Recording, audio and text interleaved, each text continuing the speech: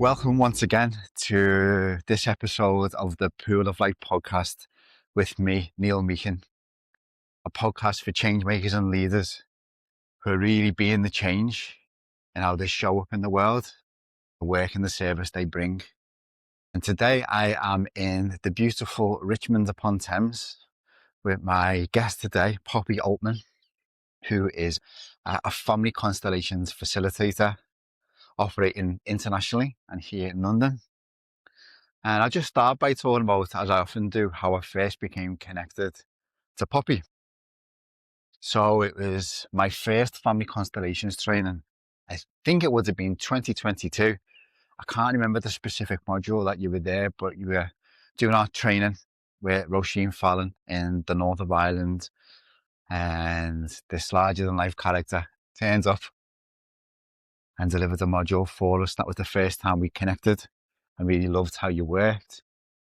Then I attended one of your workshops in Kingston, here in Southwest Greater London. And then my second training with Barbara Morgan, you were the assistant trainer. So I got to spend, over 18 months with you. So I've got to know your work really well. And I really respect you. I really love the way that you're pushing the boundaries of what's possible with constellations, which we'll talk about today. So welcome, Poppy. Thanks, Neil. Yeah, I'm looking forward to it. Well, we're doing a walk in nature along the beautiful Thames, which we'll talk about as we go. But tell us about this place, like where we are right now, Poppy. Like where are we walking through? And this amazing area of London. So normally, the flight path is more into Richmond, and we're a little bit out of Richmond in Ham at the moment. We're just walking past Ham Polo Club. Hence, you can see the little pony, the big ponies there. And normally you just get the takeoff noise of the planes. You don't get it's not so loud normally. It all belongs. Yeah, absolutely. I used to live in the centre of Richmond, and it would drown out all conversation. You couldn't even talk because you get the landing noise, and they put down the undercarriage and everything. It would be really bad. But yeah, so we're walking down behind Ham House alongside Ham Polo, and I live just sort of 15 minutes from here. You can hear the birdies, and it's just beautiful here. The blossoms coming out, there's dog walkers, all sorts. It's really lovely. And I grew up in Richmond, so it's home. It's really home for me. I mean, just as we're walking along now past Ham House, like this, I don't know what you could even describe it as. It's like a stately home. Yeah. Just imagine the history that's in there. And I think you mentioned it's actually haunted. Yeah, they say it is. Lots of people say it is haunted. And I mean, when you go in, it certainly feels that way. It's not somewhere you really want to hang out. The gardens are beautiful, but the house itself really feels heavy. Ah, okay. Well, tell me about who is Poppy then? Because you grew up around here before we go into wherever we go with the conversation. I'd love to, first of all, just get a sense about who you are and what is your work. Yeah. And then tell us about like who Poppy is and your connection to land here. Yeah. I mean, I'm a constellations facilitator and trainer and supervisor. I mainly work with family constellations. I'm also branching out into Homeo-Constellations, which is a way of looking at systems with homeopathy and constellations. And I trained 20 years ago. I finished my training as a homeopath 20 years ago. And I stopped working with individuals around 5 years ago when constellations got a lot busier for me. Okay. But, it's always been my passion. And I was working for a really well-known homeopath as her sort of receptionist / clinic manager. During that time, I only stopped working for her in December 23. Okay, so not so long ago. Yeah, it was just quite ad hoc by the end. But yeah, did a couple of days, a few days a month, answering the phones and dealing with acutes and stuff. And my last homeopathy client also dropped off about a year ago. So no more clients, that's done. For now it is. Yeah. But there's always that. It's like one of the biggest passions in my life, and it changed my life forever, homeopathy.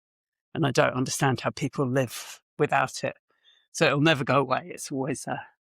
Well, something I'd like to touch on a little bit later, I trust it'll come up again, is like, and a bit of an introduction to homeopathy for people who may have heard of it, Yeah. but just Sure. touch on what it is, especially when we talk about like the Homeo-Constellations method that you're doing. But yeah, please continue.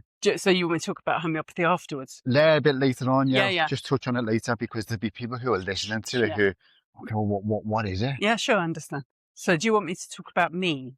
Yes, please. Because it's like it's good to get a sense of like your journey, you know, touch on your childhood. Yeah. But you know, when we're talking about like constellations, facilitation, and the work, you know, and there's a lead into that. You don't just find it's like, oh, this is great. You know, there's often life stories. I think and there's ancestry. so many stories. It's kind of hard to know where to go back to, you know. But like my dad was a Jewish Hungarian refugee. He came to this country in 1959. He left Hungary in 56. So I was born 13 years later. And by then he was doing pretty well in life. He was an engineer. My mum and him both worked full time. So I grew up in quite a privileged household. I mean, they were always stretching it and pushed to the limit, but we had what they call, you know, a nanny, but she wasn't, we never called her a nanny. It was a person, Rachel, who looked after us from when my brother was born until I was like 14. Yeah.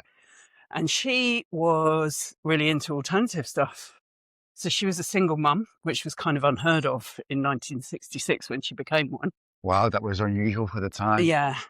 And her and her daughter, you know, I mean, her daughter was like my sister, Ruth was like my sister. But Rachel was really had a disdain for sort of mainstream medicine and stuff. And she really got me into Linda Goodman's Star Signs. Do you remember that book? Linda Goodman's Star Signs, is that one of those cheesy books that were? It's an excellent book about astrology. And then, you know, she would have me gather feverfew and stuff from the garden for her migraines. And so she was a really influential person in my life. Let me stop you there. Yeah. Feverfew? Yeah, it's a herb that grows in the lawn, you know. Okay. Yeah, and it's good for migraines. Okay. And she used to suffer with migraines. So she was an influential person. My dad was also not really into mainstream medicine. Why was that? Because that's, I mean, if he's not into mainstream medicine, why was that? Did you ever understand I think why? because my dad was really a survivor, and he, in some way, he thought like painkillers were for wusses. Oh, from what even when he was in really bad pain, and he wouldn't take a painkiller. Okay. He just didn't really agree with suppressing things. I think that was. I mean, I don't know if, you know, at the same time, there was another side to that where he did do plenty of drugs. I mean, you could have shaken him and he would have rattled at the end of his life. I suppose you mean. Yeah. So it was a kind of mixed thing. And my dad did a lot of the care because my mum had a full-time job. My dad was freelance. So when, you know, the rest of the time that Rachel wasn't there, my dad was like our main carer in a way. Okay. Yeah, so where are we? That's my childhood. And then in my 20s, I got into yoga in my last year of university. Oh, I lived in Venezuela for a year in my third year of university, and I wrote my dissertation on the use of alternative medicine against the backdrop of social economic crisis. Because in Venezuela, there were no medicines. You couldn't get medicines in the shop, in the pharmacy. Because it was communist? No, it wasn't then. And it was... Basically, they had imposed an artificial exchange rate. And with that, they couldn't afford to buy American medicines, which is what they did buy, to import them. And so there was this artificial exchange rate and the currency was worth nothing. And so they couldn't buy drugs, essentially. So everywhere you went in the town where I lived in the mountains of Venezuela in the Andes, everyone knew how to treat every little ailment. You know, if you said, oh, I've got a tummy ache, they were, oh, here's some ginger, make yourself ginger tea. Or if you had a headache, you know, they'd procure some herb and offer it to you. And there was a big company there called Vita Plant, which sold herbs and that they bought from cooperative farmers in the mountains around there. So I could imagine that there would have been, maybe reluctant to use the word indigenous, but would there be a lot of indigenous wisdom and traditional knowledge that would have been Absolutely. utilised for. Yeah. The herbalists were all, there was one called Amapola, which is poppy in Spanish. She was 100 years old and she would come down to the market with these big bundles of herbs on her back. And she was a traditional herbalist. But there was also like El Culto de Maria Leonza, which was like a Santeria religion, which most working class people in the town practiced. So it was basically voodoo. It was quite scary stuff going on there. So just on that particular note, because I'm aware of just a few herbalists within my network, is like, do you see it in some way in these islands, as in the British Isles, like a renaissance of this old knowledge coming back? And obviously you've got homeopathy, but like herbalism, is it making a resurgence? You know, is there a distrust in some pharmaceuticals?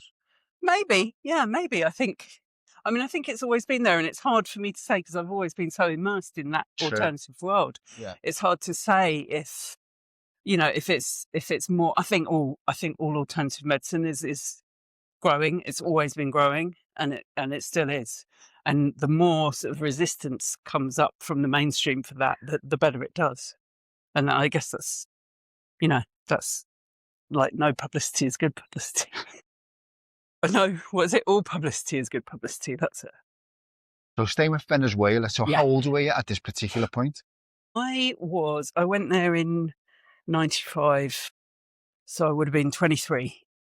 I was there for a year, 23 to 24. Well, what an experience for a young woman. Yeah, it was great. To get exposed, to what you were being exposed to. Yeah, it was amazing.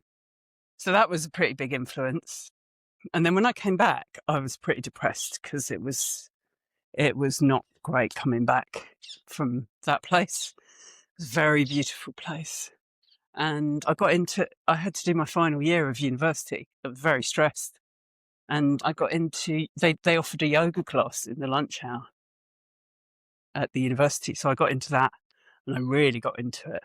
And I would say that yoga was like my first real step into embodiment and natural medicine, I suppose, or listening to the body in that way. So how often were you, as a practice, were you practicing every day? What, yoga? Yeah. I think it got like that. In my life, I've been through phases of practicing yoga every day, and then it falls away and I don't, or I have health problems, I stop. But ultimately, for me, it needs to be done every day. So what does it offer you? Flexibility. I mean, flexibility is just a byproduct. It's not the goal at all. But being present in the present moment is the main thing. Coming into the present moment, connecting my body with the earth and everything else, and just really being embodied. Yeah. Yeah. Breathing, which is something I don't always do. Breathing. Well, you do it, otherwise you wouldn't be standing here. I know, but sometimes it feels like I don't breathe, So, yeah. I think it's again, without being in an echo chamber, like there's like breathing properly is not very common. No, absolutely. Generally within society, like it sounds like a really mad thing to say. People don't breathe properly, but like you could argue that there's quite a lot of conditions, physically, mentally, emotionally, that are a consequence of not breathing properly. Yeah, for sure. And also, would you agree? Totally. And I think the reasons we don't breathe is because we're like going to shock. We're walking around, traumatized people walking around, and we don't breathe because we're holding our breath. And you see that when you facilitate, people, when they start to talk about something, you notice their breath change or get held. You ask them a question and they hold their breath. And you sort of wait for the breath to come, and it won't until you draw their attention to it. You're holding. You stopped breathing. Or there's a shallow breath, like it's within the chest, and it doesn't go deep into the belly. Yeah. Not full breaths. Yeah. Okay, that's a whole other podcast in and of itself. The art of breathing. Mm. Okay, so continuing on, obviously you've got 2 daughters. 2 daughters, so yeah. So then I had, after university, a couple of years after that, I got my first one. So this is another person who was she was massively influential, Ellie, but also my friend Rosie, who incidentally, it would have been her 60th birthday today, which is quite interesting that she's coming in right now. But she was so important in how I am, who I am today, because she had a daughter, Izzy, who had, at that time, she had systemic juvenile arthritis. Okay. And she was only 8. What is that? It's like you get arthritis all over the whole body and they don't know why. And she was only 8, and she also had a learning disability, which she'd had since she was about 2. And Rosie said to me when I was pregnant with Ellie, she said, Poppy, do not get the vaccinations. And I said, what? I didn't even know that babies had vaccinations. You know, it was totally off my radar. And she gave me all this information, and she said, go and see this homeopath. She'll talk to you about it, but just don't get it. I'm convinced that Izzy's problems are all down to vaccines. Yeah. And she was really into homeopathy. She worked in a homeopathy college. She'd never trained or anything, but she was a healer. She was an artist, but she was also a healer. And then, so when I had Ellie, she was fine and perfect and beautiful and wonderful. And after about 3 weeks, she suddenly became covered from head to toe in eczema, really bad weeping eczema, angry. And she was awake all night and she was so uncomfortable. And I saw this homeopath's literature, and I thought, oh, maybe I'll take her to the homeopath. So I did. And that was the beginning of the lesson. She was then of the sort of change in my life. She was like, don't give her vaccinations, and gave me all the, and I was like, but if I don't do that, what if she gets diphtheria? What if she gets whooping cough or measles? Or I wasn't so worried about measles because I'd had all that sort of thing when I was a kid. And she said, look, you need to learn some stuff. You need to study some homeopathy, and you can treat all of those things at home. I was like, what? Sounds a bit far-fetched. So on that point, like, if you think about the prevailing culture, yeah, is there like a bit of mum guilt? Like, should I be doing this? Like, what are people going to think of me if my daughter gets sick and like I'm anti-vax? Like at that particular time. It was awful. It was really, look back on it, it was the most stressful time of my life. But having a baby is anyway, but then putting all that extra pressure on myself to be responsible for her health in that way. There were many, many, many times when I just thought, why have I done this? Why can't I just go to the doctor and let the doctor deal with it? So it was very hard, but it was the beginning of the path, I suppose. And I learnt to be a warrior. My business was called Warrior Homeopath. Sounds very appropriate given what I know of you. Yeah. Okay, so on that particular point, like we bless her, on this particular day for the influence that she had on your life, but also to bring into the conversation, like, what is homeopathy? Yeah, so it is, in a sentence, hard to say, but it's a complete system of medicine.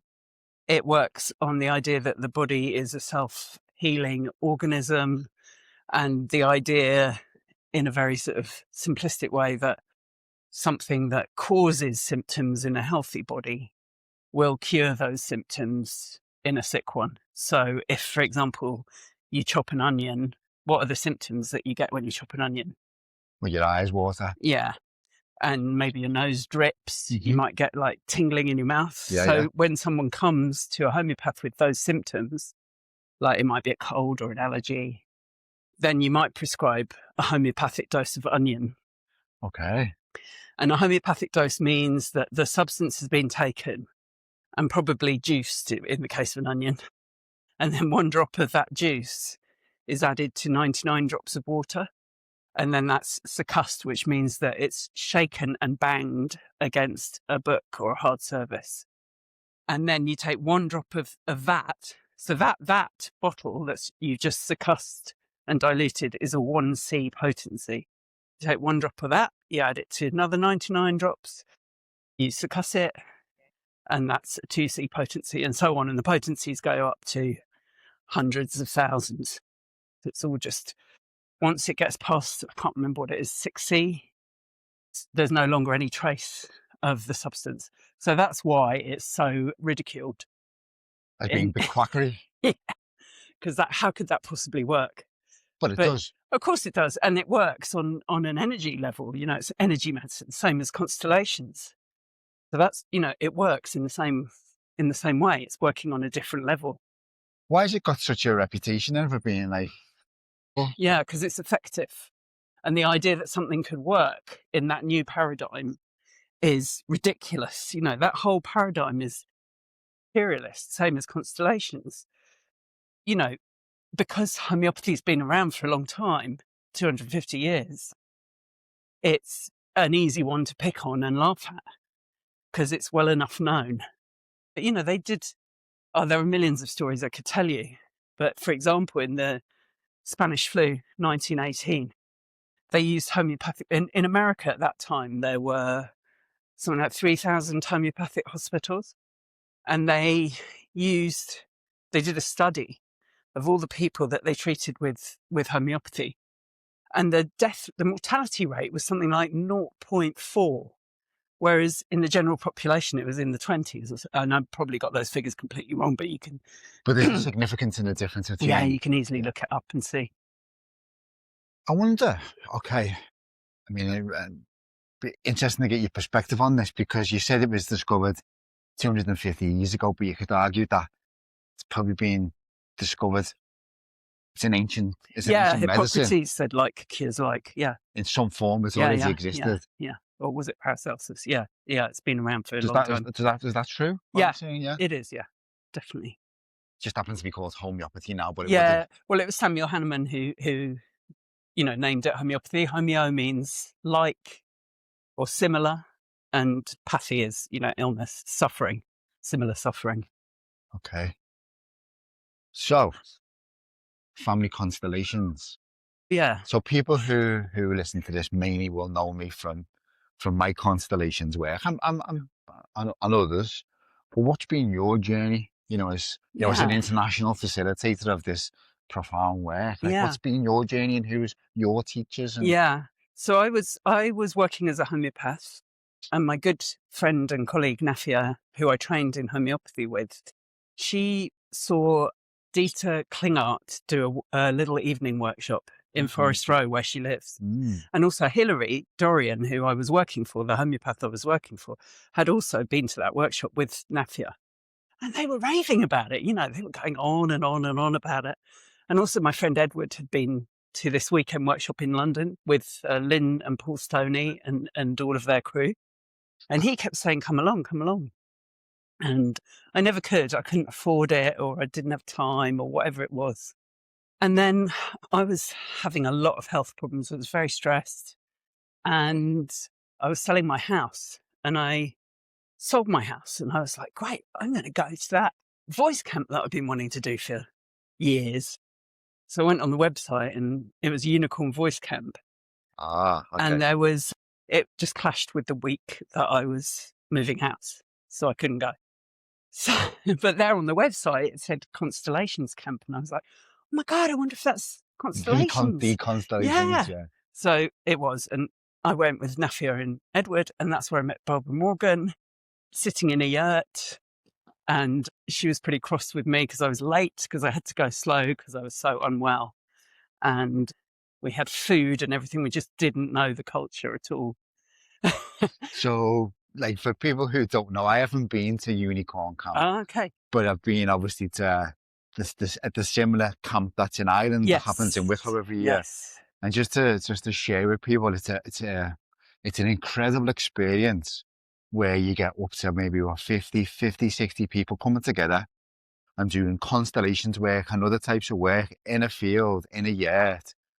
They'll be split off into different camps, so you get into smaller groups of maybe 8 to 10 people, and you support each other and just take turns and really look after each other. And it's such I can't even explain it.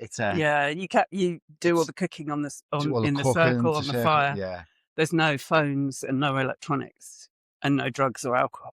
Beautiful experience. It's a really good way to do constellations. Yeah. Because it really builds community. So in nature as well. In nature, absolutely. So continues. Yeah, so I did that camp, and it was completely life-changing. When I went to that camp, I had so many health problems, and I had loads of edema, like water retention in my legs. Okay. And I mean, I could hardly, I couldn't kneel down, for example. I couldn't really, I was quite immobile.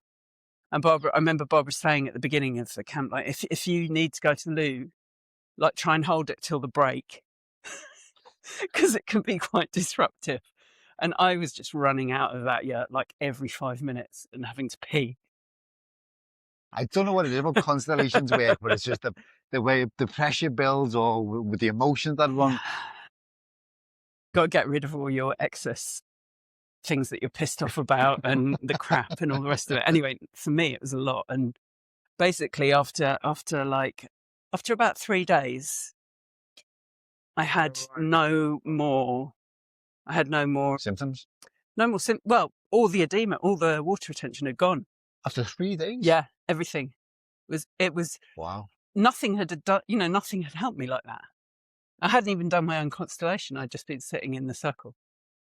So Okay. it was completely life-changing, basically. And as a result of that, like 3 weeks later, Barbara was starting her training. So Nafia and I signed up, and that was that. And then I trained with her. Essentially, I trained with Barbara for 10 years. I did 3 trainings as either a participant or an apprentice. These are 20 months really, isn't it? Yeah, it varies on depending on the sort of, when I first did it, it was only 8 modules, 2 months apart.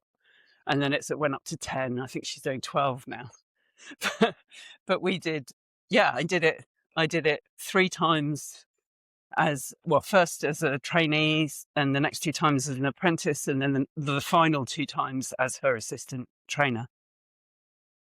And then also in that, during that time, I worked with other facilitators, like Stefan Hausner used to come to Barbara's training, Dragos Riti. Romanian? Yeah, he came and did a module.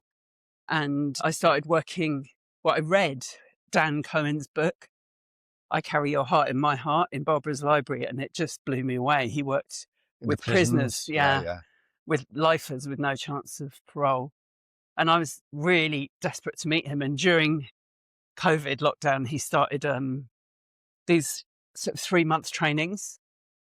And so I did that. It was the Science, Myth and Magic training. And then after that, I joined his graduates class. And we meet there's about 15 of us who meet every 2 weeks.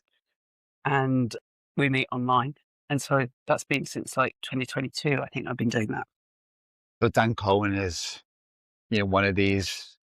Okay, let's go back a step. So Bert Hellinger, who developed family constellations, who will have been informed by different teachers, and it's almost like a synthesis of different forms that he's brought forward. But then there's the likes of Stefan Hausner, and Ruth Cohen, who trained with him directly. Yeah, with Bert, and Barbara.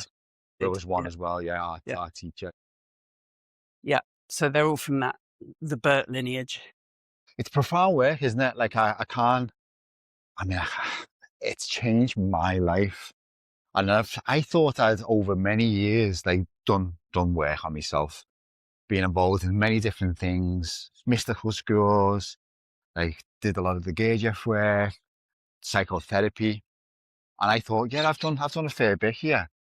And I've done 4 years of constellations, and it's like, or even just starting to train with Roisin, very quickly realised this is another level. Yeah, I mean, it's like a fast track through everything you've done before.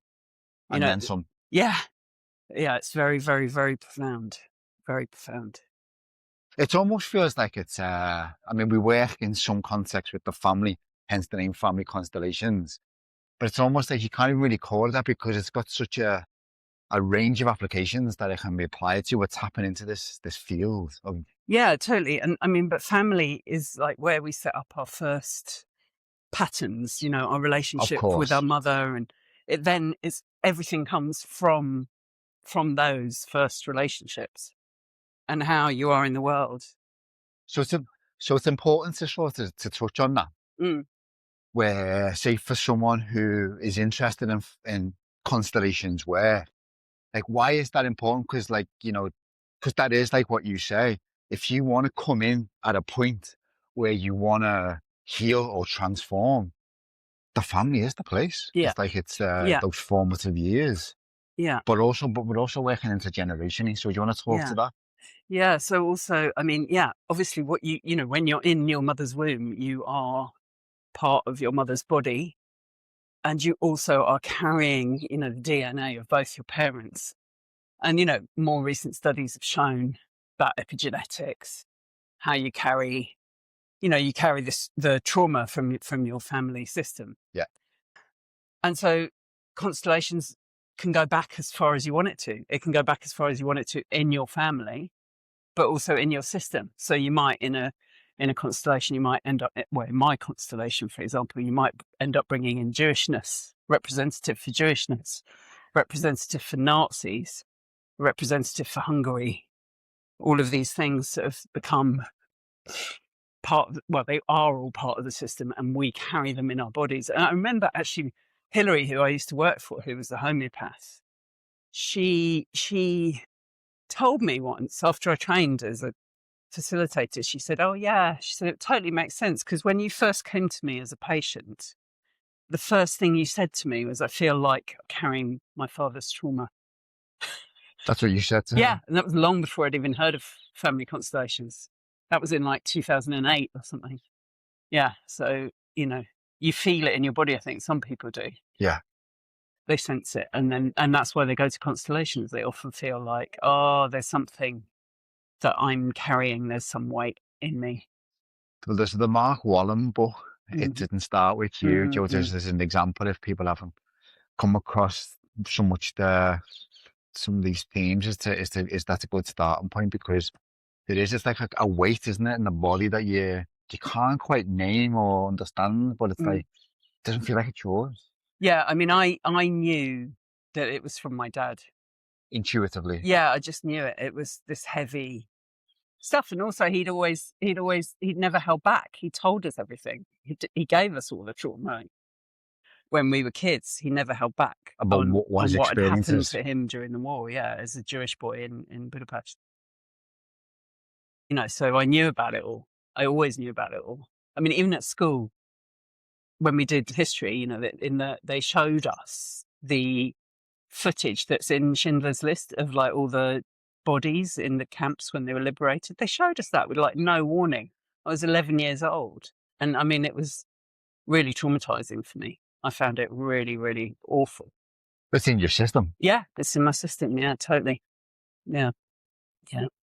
Because that's an important point to sort of to really emphasize, is the fact that, you know, what's showing up for you, not you, but like people around relationships, money, like where they choose to live, like the relationship with the kids, how they conduct themselves as parents, all the different manner of things, you know, is this rippling through generation after generation of beliefs, views, culture, experience, traumas. And not only like those big systemic things, but like even going back beyond that, like, well, I mean, it's kind of part of it, like immigration is a big part of it. But my father's family were, you know, my grandfather was born in Romania, in Transylvania, but he was Hungarian Jew, and that, you know, it was part of Hungary then. But then I think it's the Treaty of Trianon in 1920.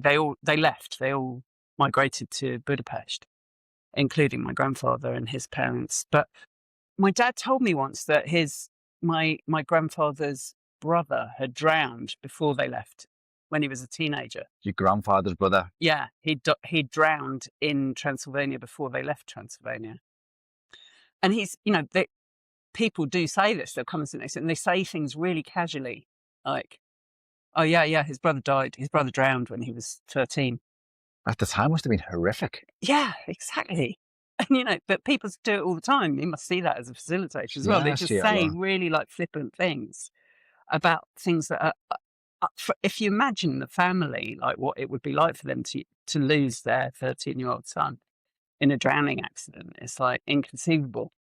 As a facilitator, when there is a client that presents in that way, I often find where that's a response, it's almost like there's been and it's not the same for everybody, but it's being suppressed because the pain is so much.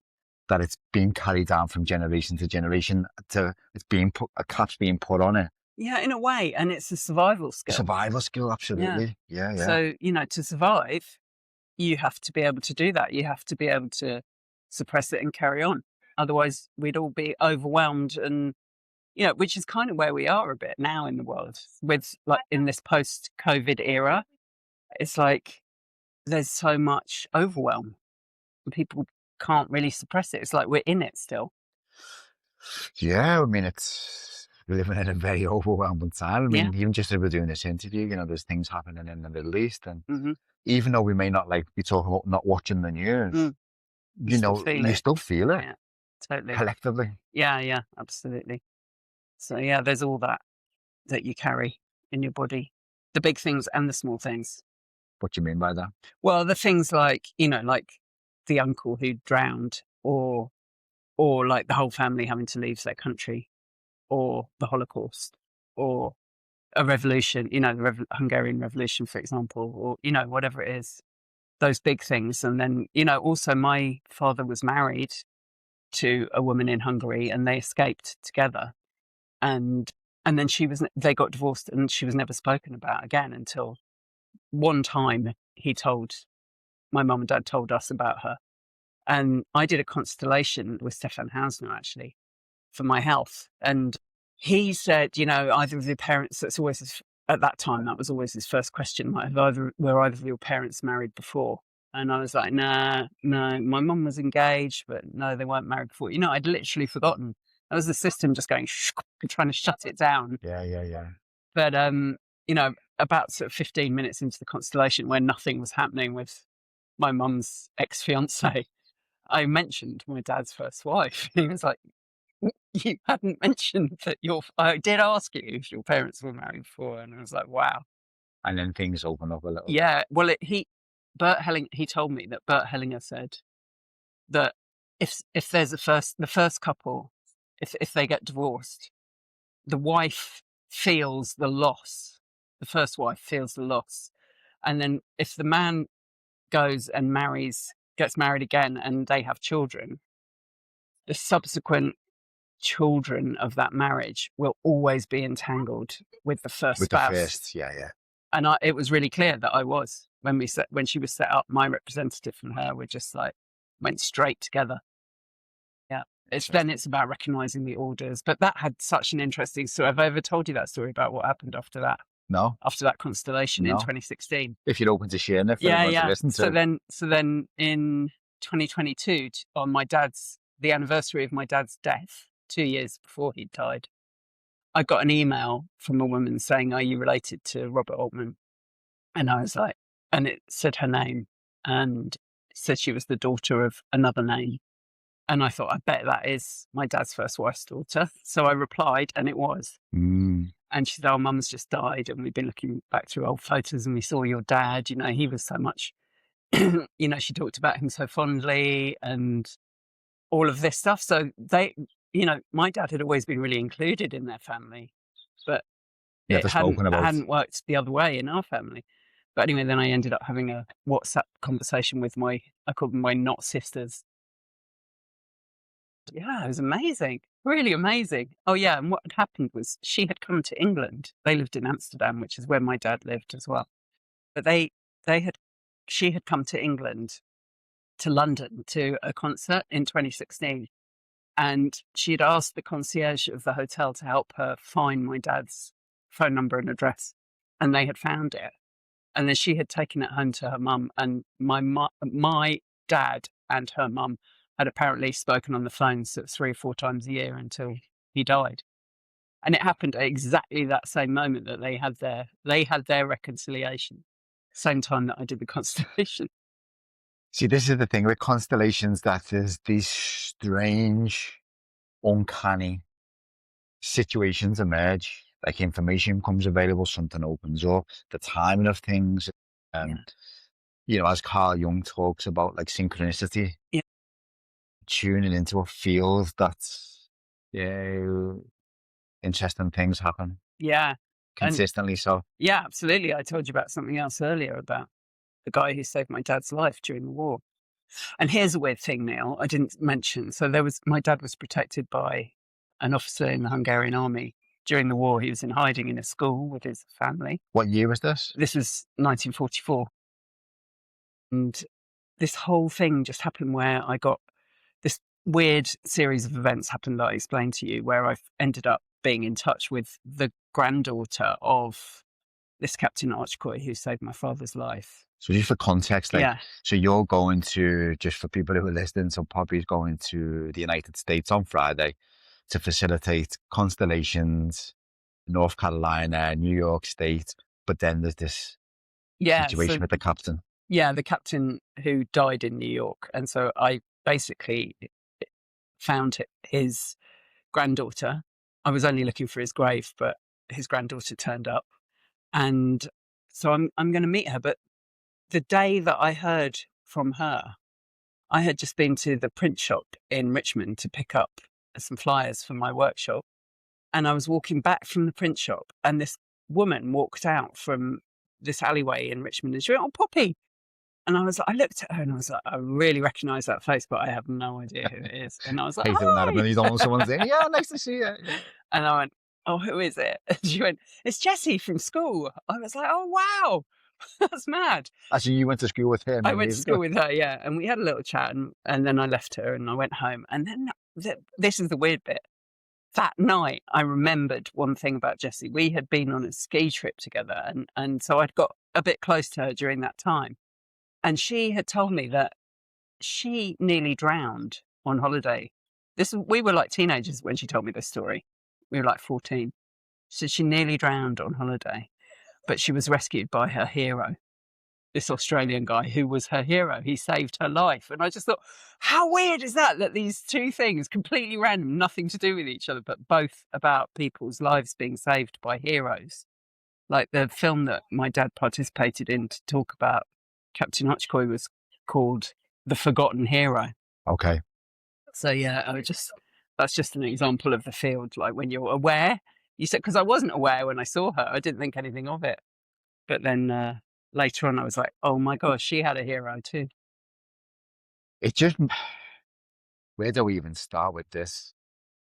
Yeah, because that's what doing Constellation as a facilitator, as a participant does over time, is like it really brings an awareness to this information that's always there, that's connecting and telling and weaving these narratives that's always there, mirroring back, showing us and pointing us in the way that we need to go. You have to prepare to look. Yeah, absolutely. So that makes that... Totally, exactly that. And, the things that seem totally random, like what's Jessie got to do with Captain Archcoy saving my dad's life? But there's something in that.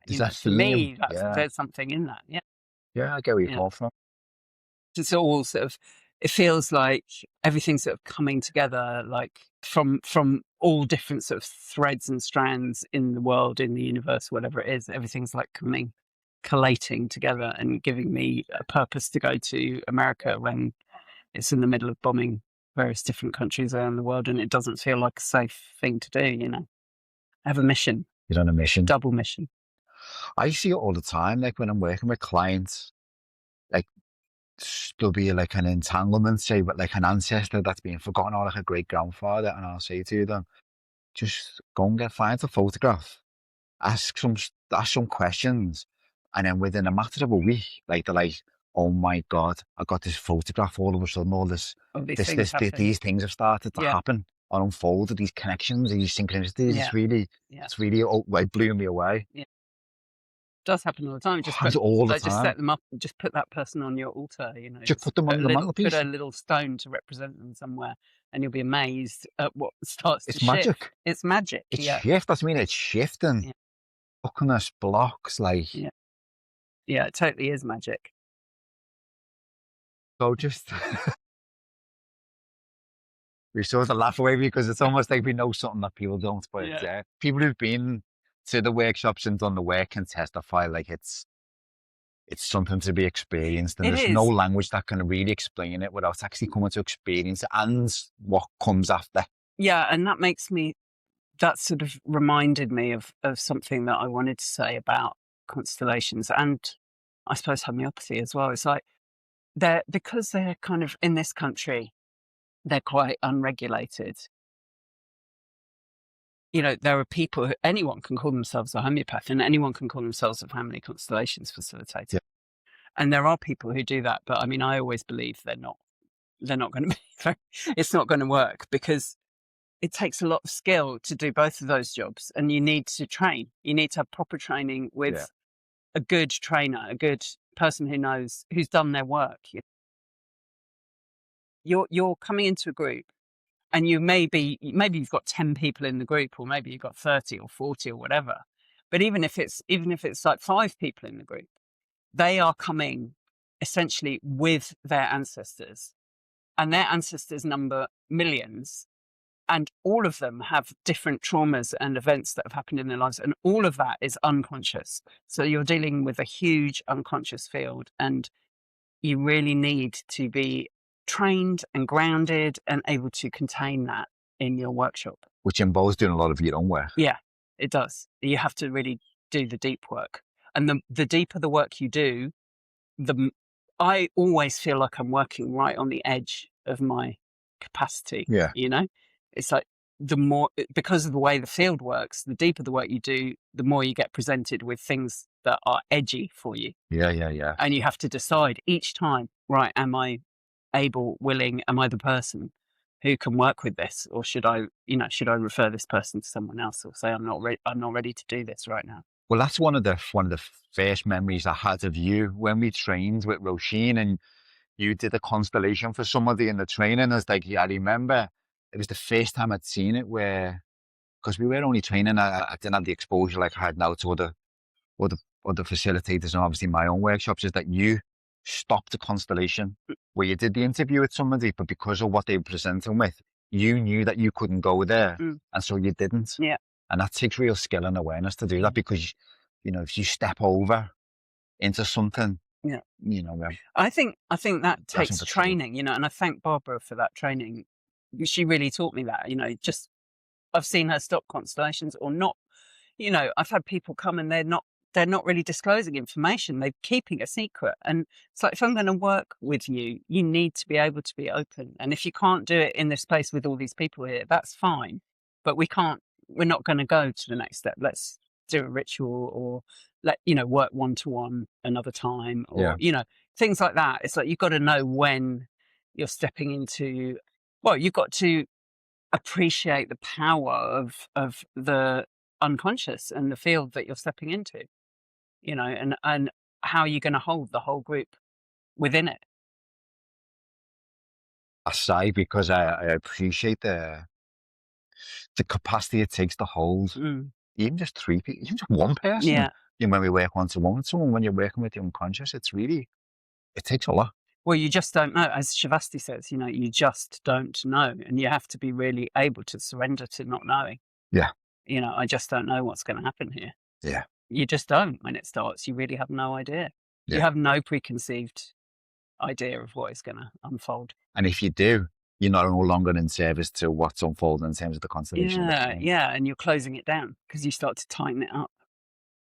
So while it's just on the tip of my tongue, I think that's important for people who are interested in constellations and want to take a step into doing constellations work, is that it's courageous work. And the reason why I say courageous, because you do go and can go so deep.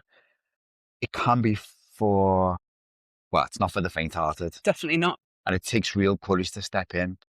Just as a participant. Yeah. So it's almost like in a way, for people who are interested, it's just come as not an observer, but come as a representative. Don't do your own constellation. Yeah. You just come in or work one-to-one and just take that first step and experience it, because it's unlike anything that you've ever experienced before. And I think I always suggest to people to come to a workshop, because that way you can just sit in the circle, and if your hand goes up, your hand goes up. That's the way it works for me. If that's when the facilitator says, who wants to do a constellation, sometimes my hand's gone up and I'm like, I don't want to do a constellation. What's happening here? If it goes up, it goes up. And if you get picked to represent, you get picked to represent. Or if you don't, you don't. But you can always say no to both things, and the power of a workshop, I mean, for me is that's where I see the real, incredible stuff. People do amazing stuff in one-to-one situations. But in a workshop, it's like, that person couldn't know that, once I represented someone's mother, grandmother. And my head was just, I thought my head was going to explode. I was like, oh, my head, the pain. And, the client said to Barbara, oh, my grandmother had a brain tumour. I was like, oh my God. Or an aneurysm, that was it. My grandmother had an aneurysm. Just so you know, the pain did go away afterwards, but after the constellation. But, there was no way I knew that. There was no way I could know that.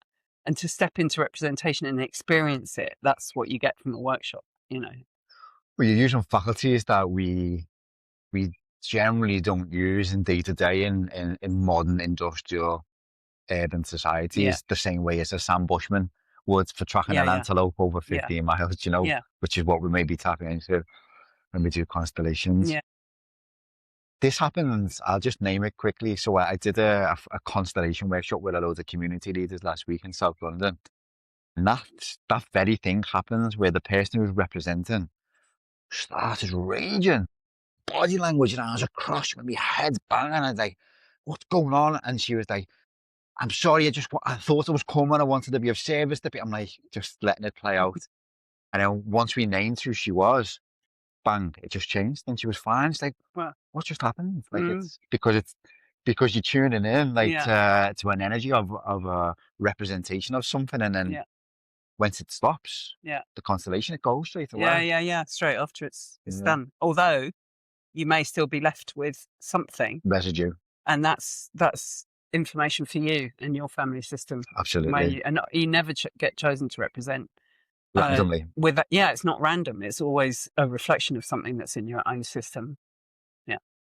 So just for this last little phase, like, tell us about Homeo-Constellations, and then how people can find you and engage with your work.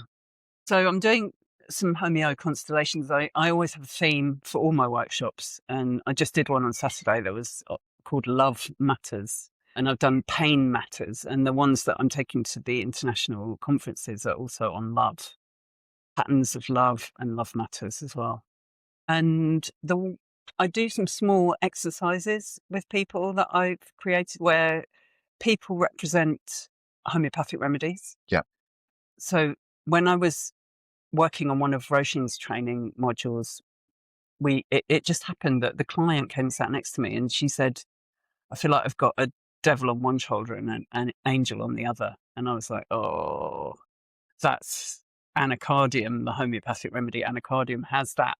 It's when a client says that to you as a homeopathic client, you immediately think of anacardium because it's quite a thing to say, really. And so I had this anacardium sort of popped into my head and I thought, okay, just park that. This is not homeopathy. And I listened to, I carried on. I facilitated the constellation. Everything was fine. Then the next client came and sat down. She said, oh, I've got this terrible right-sided headache and I've got zigzaggy lines.